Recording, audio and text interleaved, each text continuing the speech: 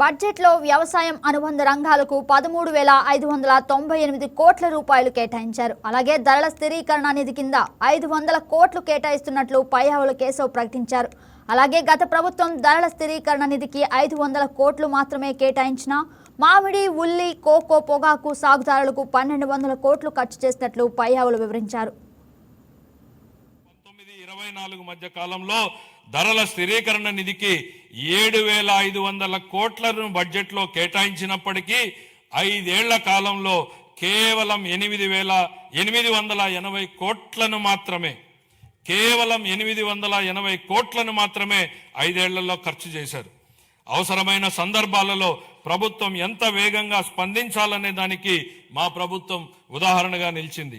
ధరల స్థిరీకరణ నిధికి 300 కోట్లను మాత్రమే కేటాయించినప్పటికీ ఒక్క సంవత్సరంలోనే 1,200 కోట్లకు పైగా ఖర్చు చేసి రైతులకు ఉపశమనం కల్పించాం. తోతాపురి మామిడి రైతులు, ఉల్లి రైతులు, కోకో గింజల సాగుదారులు, పొగాకు రైతులకు తదితరులకు మద్దతు అందించాం. ఈ 26-27 ఆర్థిక సంవత్సరానికి గాను ధరల స్థిరీకరణ నిధికి 500 కోట్ల రూపాయలను కేటాయింపును ప్రతిపాదిస్తున్నాను. సహకార రంగం పదవి బాధ్యతలు స్వీకరించినప్పటి నుంచి సహకార రంగాన్ని పునరుద్ధరించేందుకు మా ప్రభుత్వం కట్టుబడి పనిచేస్తోంది.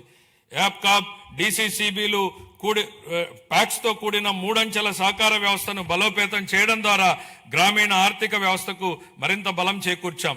25-26 ఆర్థిక సంవత్సరంలో 53.2 లక్షల సభ్యులకు సేవలందిస్తూ 7,600 కోట్లకు పైగా వ్యవసాయ రుణాలను మంజూరు చేశాయి.